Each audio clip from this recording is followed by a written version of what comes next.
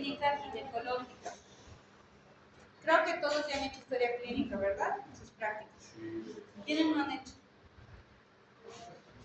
Todos también. Historia clínica han hecho su práctica desde que han empezado a practicar. ¿Usted, doctor, no ha hecho ni una historia clínica? En mujer. En mujer. En mujer, pero patología ginecológica no. Pero no varía mucho, solo son simples detalles que tienen que completar a lo que hacían, ¿ya? En cualquier mujer. Los demás han hecho, ¿verdad? A ver, ¿qué preguntas en antecedentes ginecocéntricos? Inicio de vida sexual. El inicio de vida sexual, muy bien. Si tiene algún método de planificación, Concepción, muy bien. gestas, partos o abortos cesáreas. Ya. ¿Incluye la gesta actual, doctor? No. Muy bien, perfecto. ¿Ya se la sabe? Entonces, un repasito rápido entonces. ¿Ya? ¿Qué es una historia clínica? Como dice, ¿no? Es un documento médico legal, doctores, por favor. Cualquier historia clínica que hagan es un documento legal. Por eso, como dice el nombre, es historia. Una definición de la OMS es una documentación médico-legal que registra los datos de identificación y de los procesos relacionados con la atención del paciente de forma ordenada, integrada, secuencial e inmediata de la atención que el médico u otros profesionales brindan al paciente. Tomen en cuenta esa definición, por favor. Recalcando, la historia clínica tiene que ser ordenada, tiene que ser secuencial, confidencial, por favor. Eso es muy típico, es lamentable que a veces se publiquen las historias clínicas. Ah, esa paciente tiene VIH, ya sabes del servicio de cirugía que la paciente ginecológica es VIH. Entonces, es algo reservado. Tampoco puede venir cualquier familiar y preguntar sobre la paciente o sobre su estado o sobre su historia clínica si no es un familiar directo previa autorización de la paciente.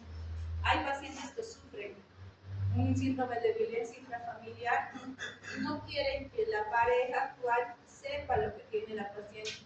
Y si te prohíbe la paciente, tú no puedes informar sobre el cuadro a no ser que esté en un estado de inconsciencia y necesitemos autorización, etc. Pero si la paciente no quiere, no se puede publicar o informar sobre su cuadro. Legible. Nuestra letra del médico es terrible, ¿no? Por el apuro, porque tenemos poco tiempo. Por eso ahora la mayor parte de los hospitales ya tienen computadora. Traten de hacerlo ahí, porque no saben los problemas legales que hay por la falta de que no sea lectivo. Integrada, que todo esté junto, laboratorios, ecografías, todo lo que ustedes han usado para hacer el diagnóstico y para tomar conducta. Ahora otros hospitales también, como la red de presentario del SUS, vienen con 3 copias, una se queda en historia. Y eso es algo que nos garantiza que sí se le ha dado el medicamento y por algún motivo no lo ha usado o no lo ha recogido. ¿Ya? Inmediata. Viene el director, necesito tal historia. O orden de fiscalía, se le entrega así como está.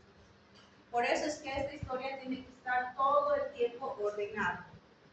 Firma, huella digital, número de carnet, qué parentesco tiene la paciente o ese familiar que ha firmado como acompañante con la paciente. Les he dicho, a veces vienen los amantes a dejar los amigos y desaparecen. Entonces, siempre cuando se haga firmar, después de poner la firma, la huella digital, el carnet de identidad, el parentesco. Por favor, nunca se olviden de eso en cualquier paciente, no solo ginecológico. Personal, ¿no? Porque esta paciente está bien en trabajo de parto, este igual va a ser, no es el mismo cuadro. Y verás, por favor, eso es algo ya ético, ¿no? De que sea la historia verdadera, no inventada. Porque no pudiste preguntarle, porque la paciente ingresó rápido, porque se te olvidó preguntar. Mejor es que lo dejes y en cuanto puedas le preguntes. Ya, por favor, no se inventen las cosas. El paciente es nuestro peor enemigo, que dicen que los enemigos hay que tenerlos más cerca, ¿verdad? Entonces, doctores, por favor, siempre sean conscientes con lo que escriben. Hasta pongan, ¿por qué? Porque ha ido al baño y se ha caído en el baño y por eso ha venido ahora. Entonces, esas cosas entre paréntesis se puede poner en la historia clínica. Y la paciente, cuando quiere mentir, como también les digo, la mentira tiene patas cortas, todo se llega a enterar. Todo se llega a enterar la relación, diré la verdad de lo que realmente ha pasado con ese paciente. Las pacientes, por no estarse culpables ellas mismas o sus familiares, ¿a quién culpan? Al primero, al médico en este caso. ¿Ya?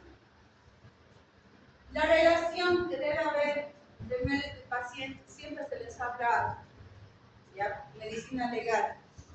No tiene que ser sumamente, el hecho de ganarse la confianza del paciente es importante.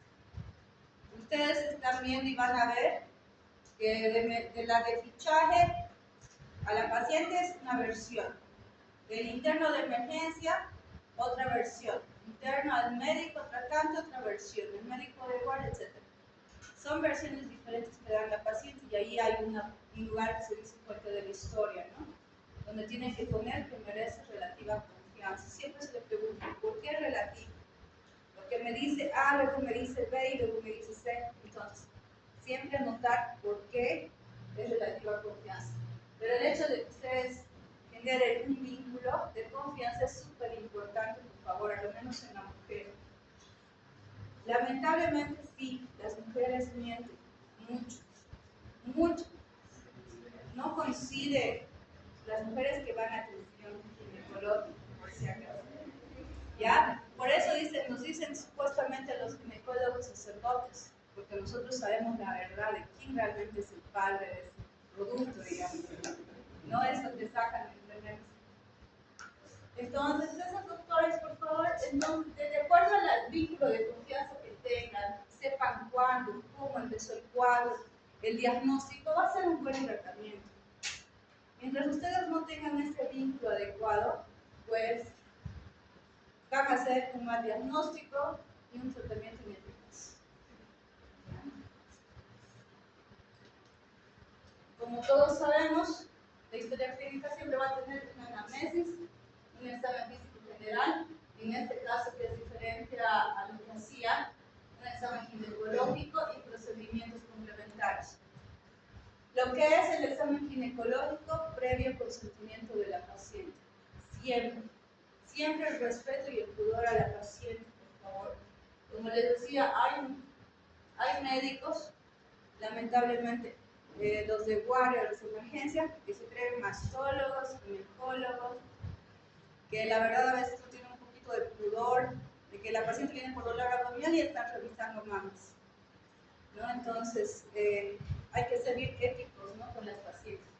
Los procedimientos complementarios, un examen especular es un procedimiento complementario, entonces, o un aseo perineal. Y siempre anotar que la paciente acepta hacerse este examen físico.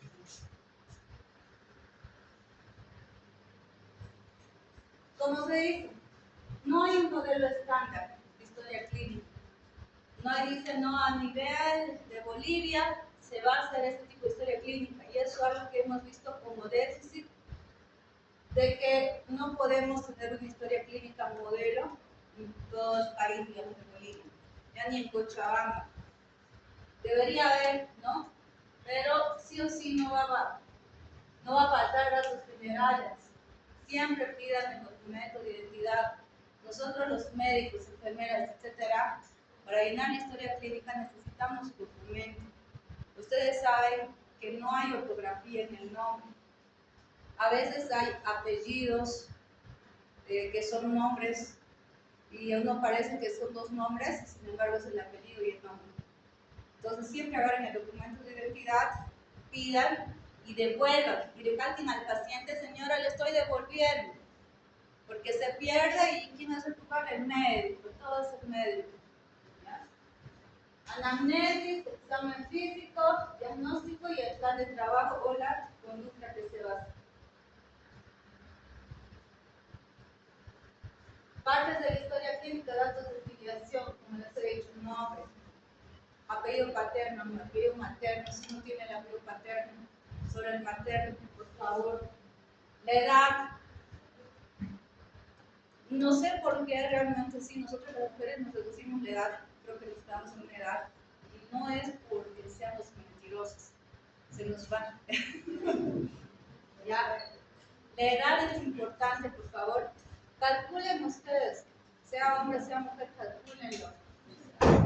El estado civil es importante en una consulta ginecológica, ¿les parece que sí? Sí, ¿no ves? Entonces, ¿por qué creen? Más fuerte, doctora, por favor. Para ver cuántas mujeres. ¿Qué más? Para ver si podemos hacer el examen físico, ¿no? Lo que es el examen especular. Una paciente que no ha iniciado vida sexual no le podemos hacer el examen especular y tendremos que ver otra estrategia para hacer un diagnóstico. También por la probabilidad de embarazos, etc. El hecho de que no se puede embarazar ya también. Entonces, cuando es estado civil, si estoy casada 3 años, doctora, pero no te viene por esa consulta, te viene por otra. Entonces, allá vas descubriendo que la paciente tiene una alteración en la fertilidad o una infertilidad. El motivo de consulta, que les he dicho, el motivo de consulta es como ustedes ven al paciente en ese momento, no como vino. No, a veces vienen con trabajo de parto y me cuentan todo el trabajo de parto y su diagnóstico es por pérdida. En ninguna parte le ponen que la paciente ya tuvo cesárea, tuvo parto. Entonces, de cómo está el paciente en ese momento, cómo le está llegando. Como dice, los signos y los síntomas tienen que ser en orden cronológico de evolución. Se ha empezado con tal cuadro, dolor abdominal, 6 horas, hace 3 horas se ha intensificado el dolor, se ha irradiado a la región lumbar y van poniendo la intensidad de dolor abdominal tipo espasmódico de moderada intensidad, de forma intermitente o continuo, ¿ya? Y se acompaña de cefalea, etc. Consultas o estudios realizados. En la historia clínica se pone si la paciente está aportando una ecografía y le hemos dicho, doctor, tengo esta ecografía, tengo este laboratorio. Entonces ustedes tienen que poner después de hacer la presentación de su enfermedad actual, reporte de ecografía de fecha tantos que indica gestación de 2 semanas. O no sé, lo que les queda, lo que les hace. ¿Ya? Antecedentes ginecológicos. Eso es lo que ya mencionó su colega. Se ponen las gestas, las paras, cuántas cesáreas, cuántos abortos, si ha tenido partos vía vaginal, ha quedado gestacional, peso del producto, complicaciones. Digamos, gestas 5, para 2, abortos 1, cesárea 2. Yo digo todo surtidito. Luego de poner eso, en antecedentes ginecobstétricos, ponemos digamos 10 de septiembre de 2025. Si es que fuera necesario, ponemos fecha probable de parto. ¿Cómo se calcula la fecha probable de parto? Si esto, digamos, fuera julio, ¿cuándo sería la fecha probable de parto? 17 de febrero. A ver, me dicen 17 de febrero. ¿De qué año? ¿De qué año? ¿Todos están de acuerdo? 17 de febrero, ¿todos de acuerdo? ¿Quién está en desacuerdo? ¿Quién está? ¿Todos están de acuerdo con esa fecha probable de parto? Si es 10 de julio. Pero dígame lo que usted me está diciendo. 17 de marzo del 2016. Ahora dices marzo. Abril, pues, los 3. Abril, pues, ya fuera. Ya. Más 7 menos 3. 17 menos 3. 7, 6, 5, 4. Abril. ¿No ves? ¿De qué año? Del 2026. Entonces, un poquito más de seguridad. Eso ya se la saben ustedes. Entonces, 17 de abril del 2026. Se calcula que será. Luego, métodos anticonceptivos. Si se cuidaba o no. Pondremos que usaba condón. Ya, según la paciente usaba condón y le ha fallado. Entonces se pone falla del condón. Otra vez se podría aumentar ahí lo que es el DIU más el condón. ¿El DIU? El DIU más el condón. Claro. Digamos, puedes poner, digamos, que usaba té de cobre hasta diciembre de 2024. Luego condón. Y puedes ponerle falla. Usaba ella todo el tiempo el condón y le ha fallado. ¿No? Pero más me interesan los últimos 6 meses. ¿Ya? Luego el otro sí se ha hecho Papá Nicolau. Le dice, sí doctora, hace 2 años y quiero el resultado. Normal. Ah, perfecto. 2 años, normal. Pero si te dicen, sí me he hecho doctora, ¿cuándo? Hace 3 años. ¿Y qué es tu resultado? No sé, no me han entregado, porque lamentablemente en el sistema público, en los centros de primer nivel, casi ni de 6 meses les están entregando los resultados. Entonces, siempre poner si se ha recogido o no el resultado. Entre los antecedentes ginecobstétricos también están si los ciclos menstruales son regulares. ¿Cómo es un ciclo menstrual? ¿Cuántos días dura? ¿O cada cuánto es un ciclo? 28 días. ¿Ah? Cada 22. 28. Cada 28. Luego, Dura 28 días el ciclo. un ciclo. ¿Cuántos días? 28, dice 22. ¿Perdón? ¿Más fuerte? 29. ¿Quién más dice más o menos? Ahí, doctores, ustedes. ¿Cuándo? 28 días. Ya, doctores se dicen, ¿no? Que son 28 días más 5 días o menos 5 días. Si la paciente les dice, sí doctor, no, son irregulares mis periodos. ¿Y cómo es irregular? Me viene cada 28, pero también me viene cada 26 y cada primero. ¿Es regular? Sí, es regular. Por eso pregunten, señora, ¿cómo es irregular? Ellos piensan que le venga cada 28 de cada mes es irregular. Pero no, puede adelantarse o retrasarse, ¿no? Entonces ustedes le dicen, señora, le viene cada mes, pero sí cada mes. Entonces son ciclos menstruales regulares de más o menos 28 días, más o menos 5 días. ¿Cuántos días dura una menstruación? 3 a 5 días. ¿Cuántos? 3 a 5 días. 3 a 5 días. Entonces, te dice eso 3 a 5 días es normal, ¿no? ¿Y qué nos falta aquí? Si son dismenorreicos o no. ¿Qué es dismenorrea? Dolor en la menstruación. Entonces, pone dismenorreicos intensos, leves, etc. ¿No? Que ceden. Siempre preguntan, ¿y con qué te calmas el dolor? No, así nomás.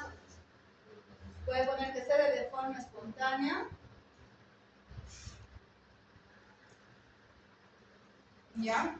O cede con, digamos, un diclofenaco. ¿Cuántos tomas? Una nomás, doctora, entonces 50 miligramos biorales ya. ¿No? Ponemos que se calma. ¿Ya? Luego, el pamphlus. Eso es lo que más que todo, inicio de vida sexual. Número de parejas sexuales.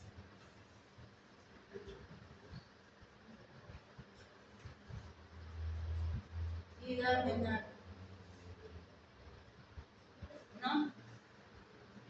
pacientes,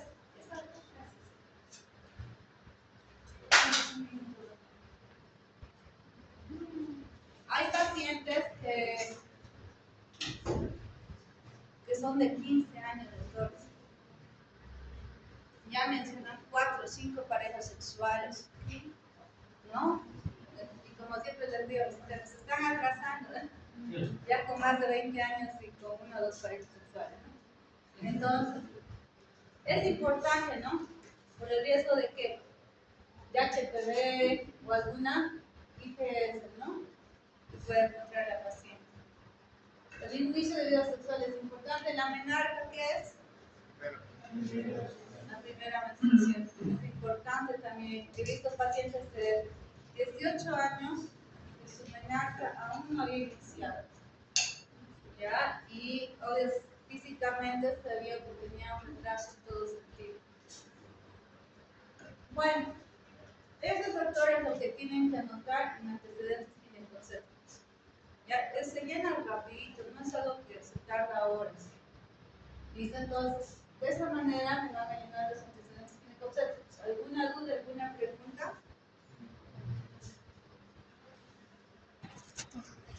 ¿No? ¿No hay dudas, pues? Ahí hay un ejemplo, ¿no? Antecedentes ginecocéntricos, un fecho preparto, método anticonceptivo no usaba, como hay preguntado el doctor, usaba productos alcance de cobre, se retirar por hormonales normales, o falla de algún método, no hay anticonceptivos orales. Sulfato normal 2021, ciclo menstrual regular de 28 días, populación de 4 días de menorreinos.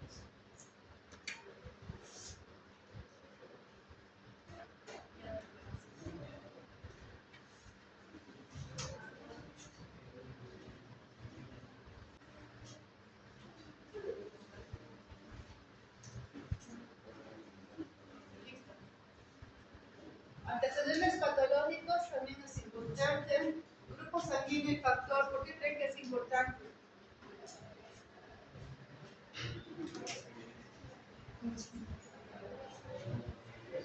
¿Por qué es importante saber?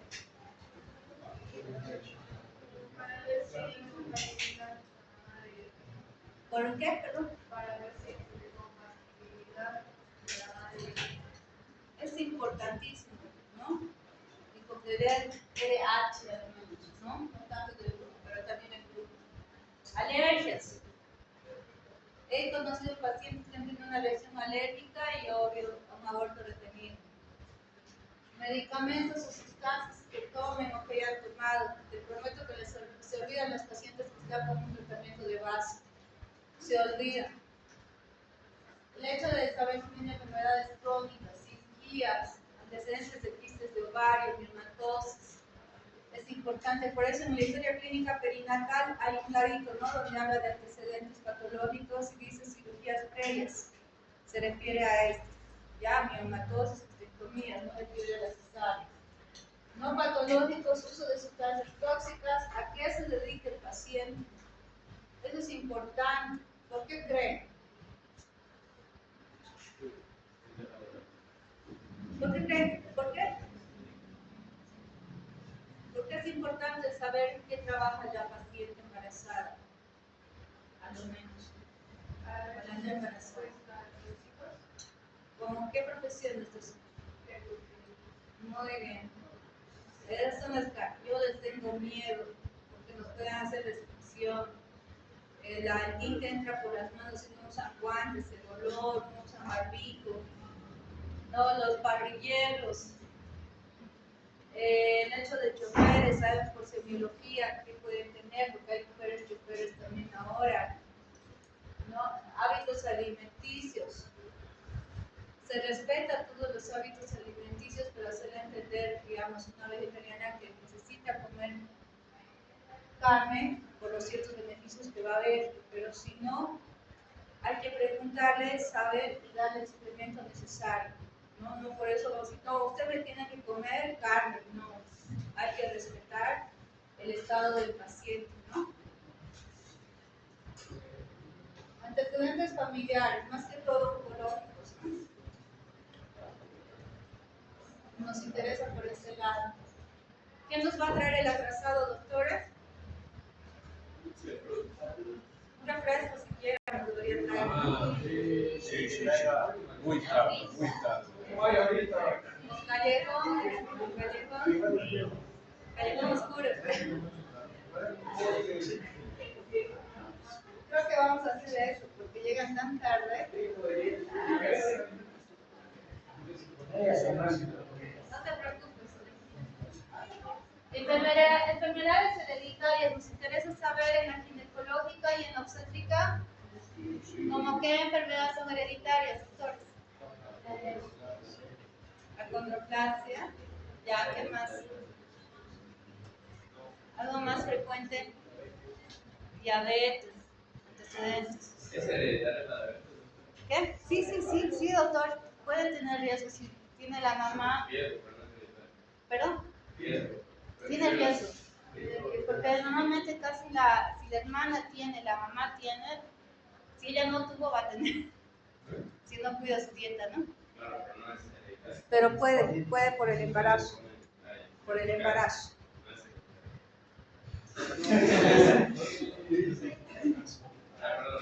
Dice que sí, doctor. Yo sabía que era así. Si me estoy equivocando, voy a volver a revisar. Otra patología hereditaria. Uy, le van a hacer así. Vente adelante. Otra patología hereditaria obstétrica.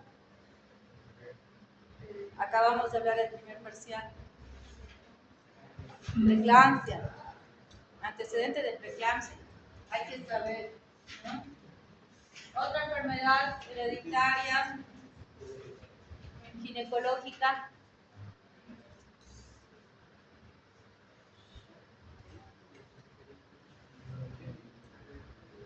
Vamos a llevar después.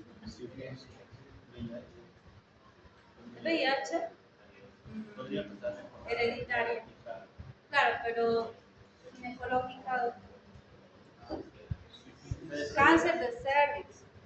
No es cáncer de útero. Cáncer de cervix. Y las famosas enfermedades crónico-degenerativas, ¿no? Que hemos llevado. Vamos a empezar con el examen físico. Después de haber realizado lo que es mucosas, etcétera, de cabeza, llegamos a tórax, ¿no? En tórax, en lo que es ginecológico, cuando una paciente viene y dice, doctor, quiero hacer un control ginecológico, a partir de los 20 años se debe hacer la exploración mamaria o la autoexploración mamaria. ¿Cómo se hace? Primero, inspección. Con los brazos de la paciente, puede ser en la cadera o detrás de la nuca. Se busca, se inspecciona, solo vemos.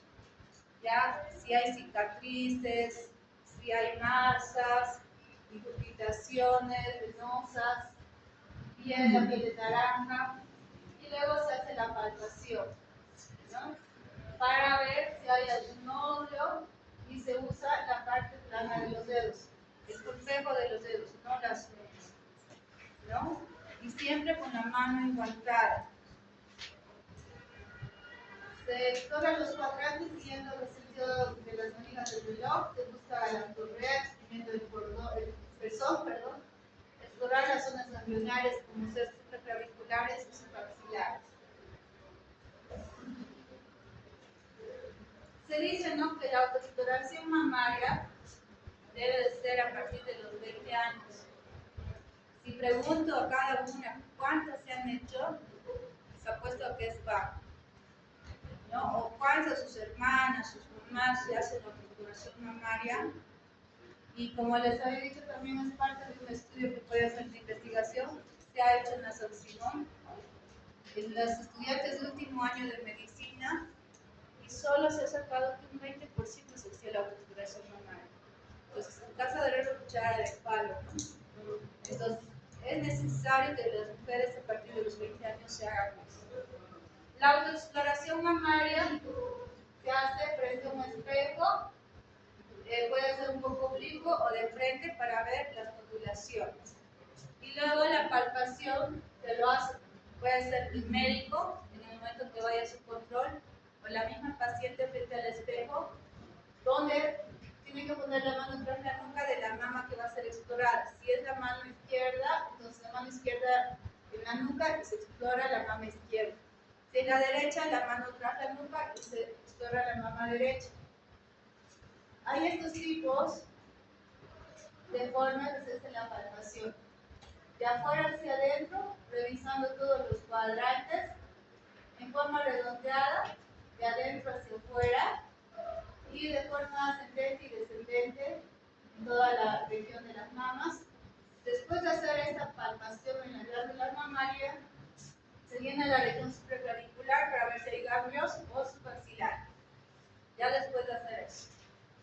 Eso se hace también de acostada, que es lo que nosotros hacemos como médicos. Lo mismo, la mama que va a ser inspeccionada, la mano tiene que estar detrás de la nuca y hacer la misma forma de palpación.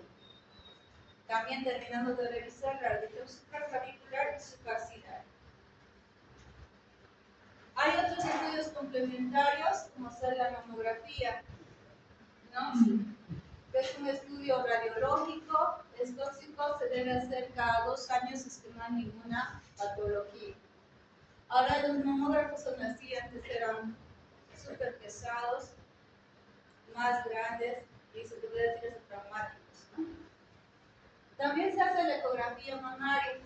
La ecografía mamaria igual se hace a partir de los 20 años, la mamografía a partir de los 40.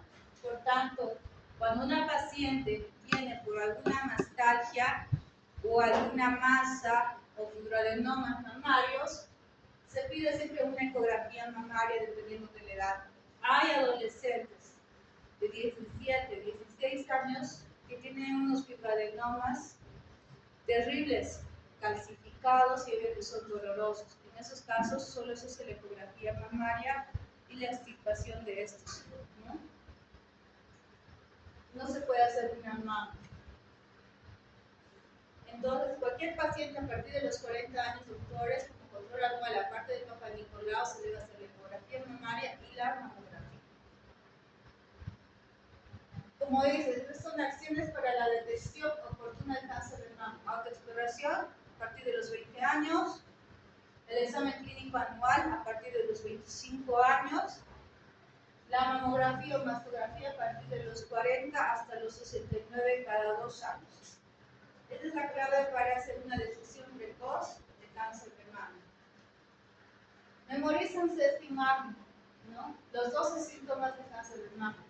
Cuando ustedes van a hacer una inspección de mamas, cuando la paciente esté frente a ustedes sentada en la camilla, con las mamas descubiertas, tienen que ver si hay endurecimiento, si hay hendiduras, si hay erosión en la piel. A veces hay heridas que no se sabe por qué y nunca curan. Hay que pensar que sea un cáncer de mama, y así ha pasado varias veces. Enrojecimiento y ardor, cuando hay un fluido desconocido a través del pezón, cuando hay huecos alrededor de una mama, cuando hay protuberancias, cuando hay venas crecientes. ¿Es normal que haya venas crecientes en la mujer puérpera? Sí, por la lactancia, pero una mujer que no da de lactar, no. Hundimiento del pezón, asimetría, piel de naranja, que es clásico del cáncer de mama, lamentablemente, y un bulto interno cuando tocamos. Doctores, me olvidaba, después de hacer la palpación, siempre se termina, se revisa como es la región supraclavicular y axilar, y el pezón se la presiona un poquito para ver si hay alguna secreción. Si es que hay alguna secreción y la paciente no da de lactar, se toma la muestra con el Papa Nicolau o con un portaobjetos que se manda a citología. ¿Ya? Pero no es normal que haya secreción del pezón si no da de lactar. También revisamos después de tórax lo que es abdomen, ¿no? Buscamos, más que todo, nosotros buscamos, a veces hay quistes gigantes, hay miomatosis, tumores benignos. Entonces, con esa razón, hacemos la palpación en fosas ilíacas. A ¿Cuántas fosas ilíacas tenemos, Adrián? ¿Cuáles son? Adrián. Por si acaso, por ahí no saben. Ahí está, ¿no?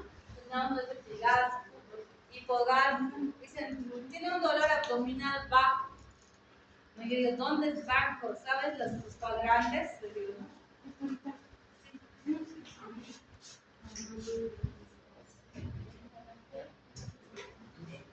Entonces, los cuadrantes, ¿no? Dolor abdominal, hipoespasmódico, hipogástrico, que si radia región fosiliaca derecha, izquierda. ¿Alguien más va a salir?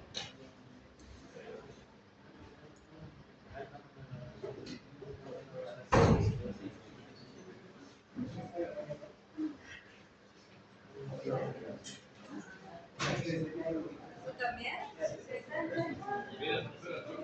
¿Ah? Sí, toda que revisen factura, doctora. No, yo ya escribí un ratito. ¿Ustedes también? Lo han bajado.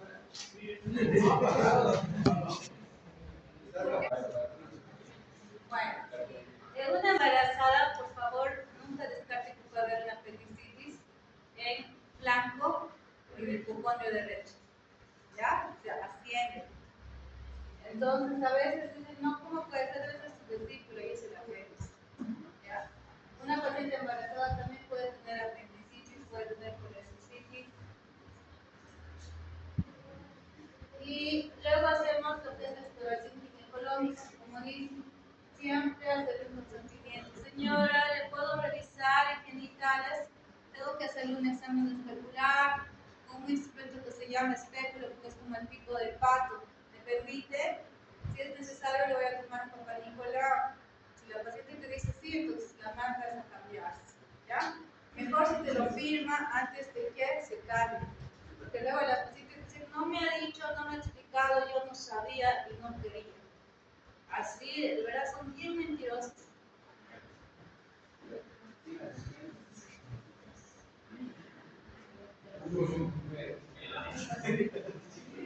No, es que son medio complicadas en este momento porque no quieren que sepamos algo.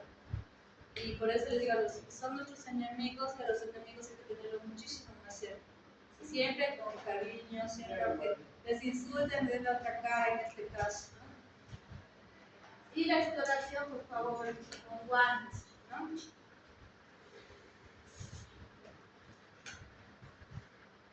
El examen físico, por favor. La paciente siempre es embarazada a 45 grados de camino. Por favor, no el decúbito dorsal completo. Y hasta ahora no prevenciones internos enfermeras, ¿no? La paciente ginecológica y decúbito dorsal en posición ginecológica. El procedimiento primero es la inspección. La paciente expuesta con una luz, por favor, aunque tenga muy buena visión, pónganse la luz. Se ven lesiones a veces que no se ven a simple vista. Se hace la exploración de genitales externos, el monte de Venus, el perineo, la exploración de labios mayores, menores, el tracto vaginal, y a veces se necesita un colposcopio que lo usamos nosotros para hacer la colposcopía. Identificar y localizar lesiones, la presencia de úlceras, vesículas, cicatrices, inspección del clítoris, el nacho ventral, que a veces no pueden encontrar. Y la palpación, pues simplemente los labios mayores de las glándulas de Bartolini.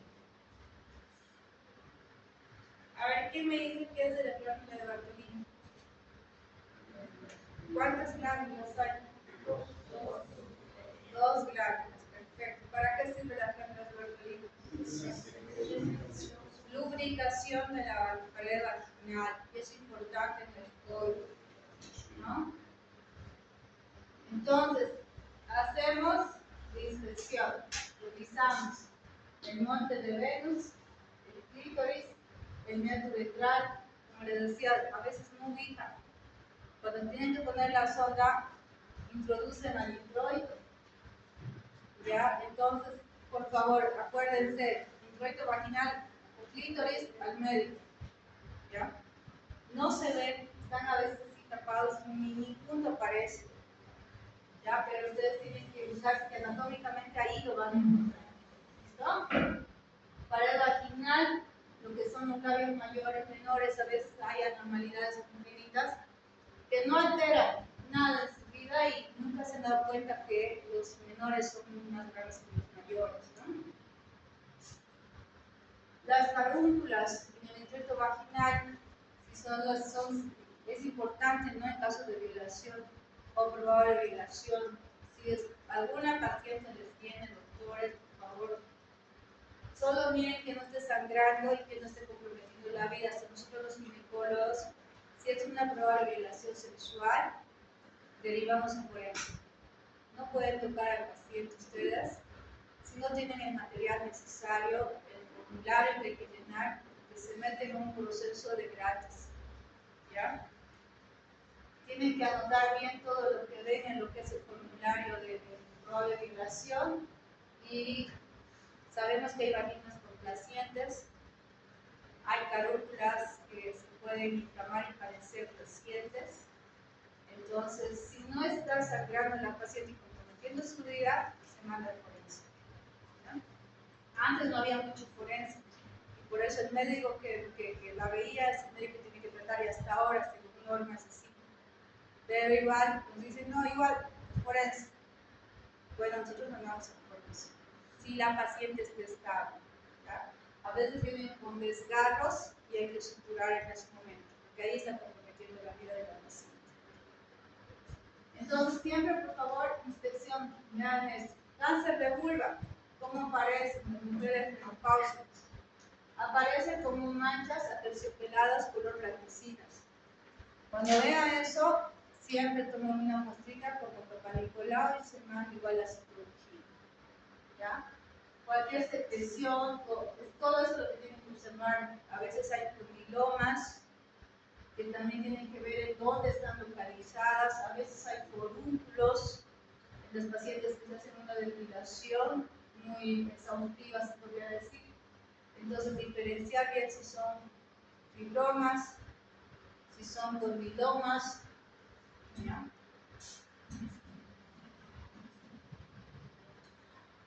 Luego hacemos la exploración de vagina y cervix. ¿No? A la inspección vemos mediante el espéculo, se introduce el espéculo en 45 grados y pues es necesario tomar fotos para adicción de grano, para citología cervical o para una colposcopía.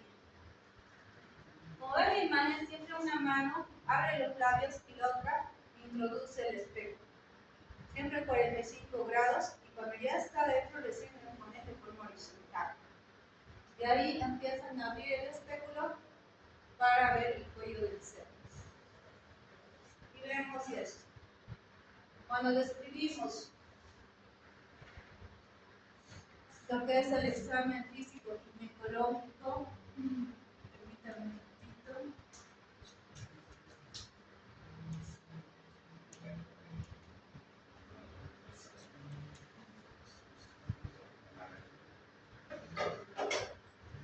Primero, en genitales, ponen la inspección. ¿No? Aspecto normal, en este caso que hemos visto.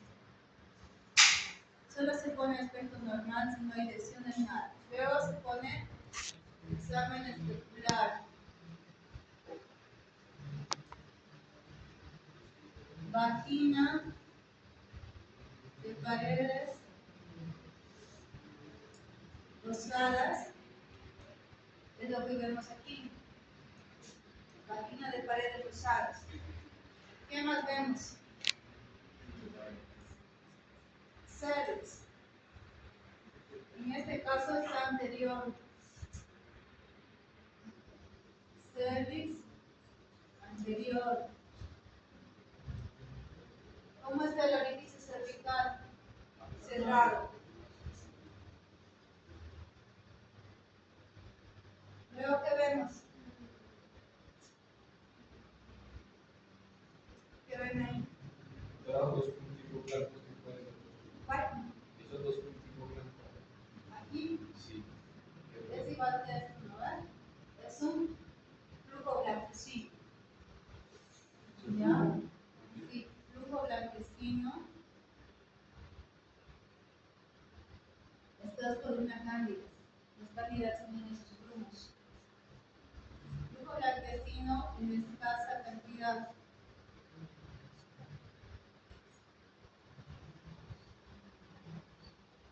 Ahí se siente también el olor, si es fétido o no fétido. ¿Ya? ¿Qué más pueden ver el examen especular?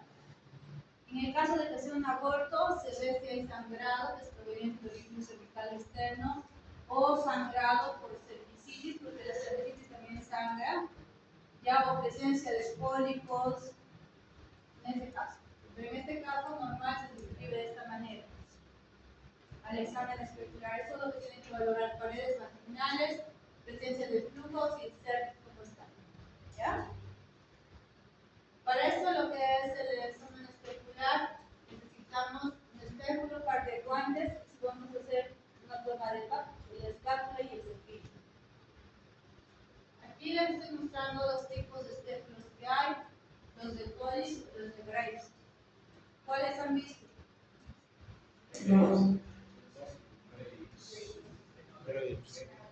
Ambos hay, ¿no? Los de Graves y los de Collis. Y si se dan cuenta, cada uno tiene un número. Se pone, por eso es importante saber la paridad de la paciente para elegir el espéculo. O una paciente nulípara no le vas a poner un espéculo de una multípara, ¿no? Y eso es lo que pasa, lamentablemente, los médicos generales son los que toman la muestra de PAP. No tienen mucho cuidado en eso y le ponen uno grande y la paciente jamás en su vida quiere saber un contexto grave.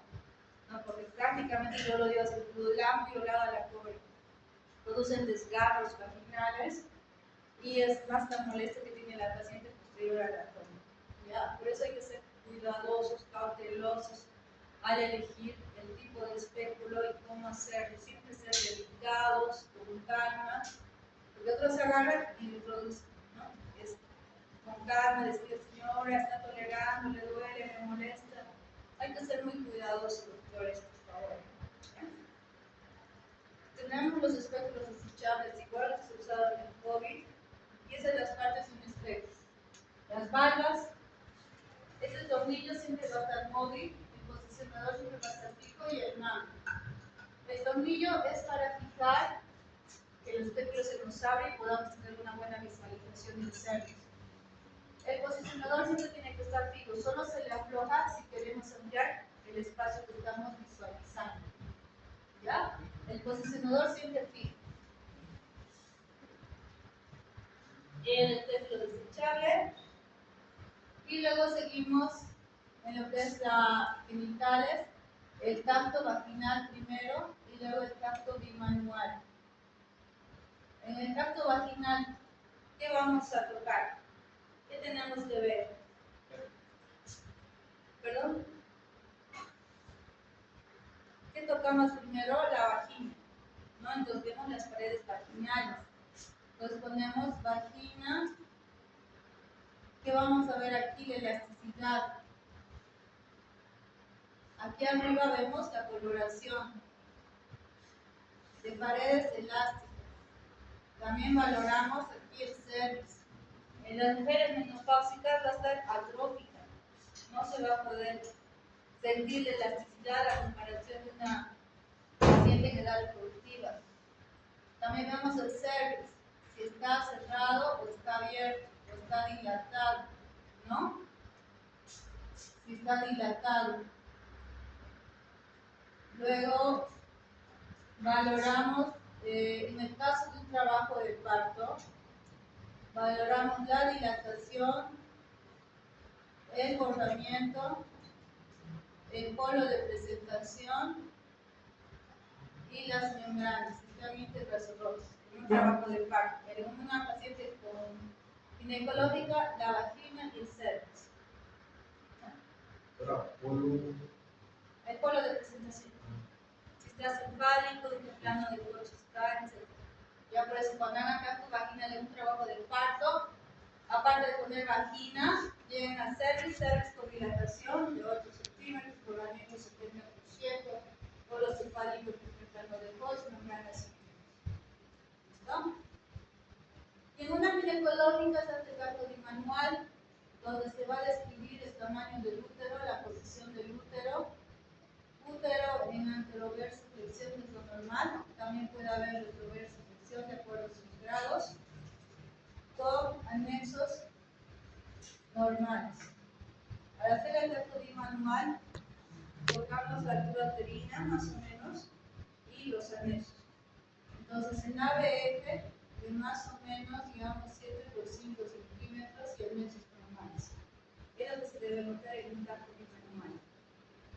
Ya, eso sería lo que es el examen físico de genitales, lo que se debe hacer como patología oncológica. ¿Ya? Y esas cosas se tienen que anotar y de acuerdo a eso van cambiando de acuerdo a lo que tengan la paciente. ¿Alguna pregunta? Tenemos la exploración rectovaginal, que es súper más incómodo para la paciente. Lamentablemente esto es más en pacientes que tienen patologías oncológicas para ver el compromiso que están comprometiendo más que todo el cáncer de cervix o cualquier tipo de cáncer a este nivel. Ya es molestoso, es incómodo, pero es necesario. De esta manera, a veces, al hacer el tacto bimanual, estamos viendo que es un cáncer cervicuterino, está comprometido los parámetros. Al hacer el tacto, tocamos todo este endurado, con piedras, una regla. ¿No? Y el recto vaginal, igual. Ya nos habla de que está comprometido lo que es el recto. O sea, hay tipos de sangrado, ¿En qué? en el recto vaginal. No, está comprometido los órganos anexos, los parámetros. Si está comprometido igual la pared del recto, como está en relación con la vagina, cuando hay un cáncer de cervix, primero compromete todo lo localizado. Está cervix endurado. Cuando hace el recto vaginal, igual está toda esta pared endurada. Normalmente no se sigue larga. Y la vejiga igual se logra tocar para el anterior, vejiga se toca también muy endurada. Y cuando se hace el tacto vaginal, tú ya identificas que el cervix está tan endurado que no se puede diferenciar, no se logra tocar los anexos, porque la parte de los parámetros están comprometidos, están igual, todos. Todos se tocan. Pero le duele a la paciente. Es algo que le duele a la paciente. No le duele mucho lo mismo, solo le molesta. A la paciente que no tiene casi nada así le va a molestar y le duele un poco, porque introduce hasta el fondo del saco. Para tocar el útero, incluso los dedos, tocas el cuello del cervix, como le analiza el cerro que dice, y por arriba de la mano, o la ropa. Y se logra identificar en la práctica, pues es el maestro. ¿Alguna pregunta? Es lo único que, o sea, cuando me encontraban, digo, ya sí o sí es cáncer. Está comprometido, sí. Es un cáncer hasta que se demuestre. Y hacer el examen especular, cuando hagas vas a encontrar ahí, como dice el aspecto 09, que lo vamos a ver después, que son de los temas que vamos a ver. ¿No? Quedamos ahí, doctores.